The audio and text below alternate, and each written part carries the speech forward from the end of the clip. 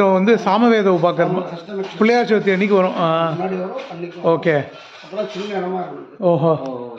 கொஞ்சம் கொஞ்சமாக இது பண்ணி பாரதிய வித்யா பண்ணுறது டொனேஷன் வச்சது. ஓகே. அது போட்டது ஆடிட்டிங்லாம் கௌஷிக் தான் பண்ணோம். ஓகே.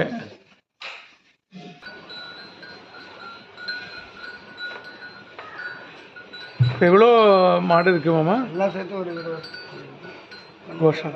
20 25. மணக்கார வீடு கட்ட போகிறேன், காலி பண்ணி போடுவேன். இதையா? ஓஹோ. அதனால இப்போ என்ன பிளான் சொன்னேன்? இப்போ இருக்க சில மாடு இப்போ இந்த மாயவரம் பக்கத்தில் ஒரு கோஷாலையில் கொண்டு விடணும். ஓஹோ.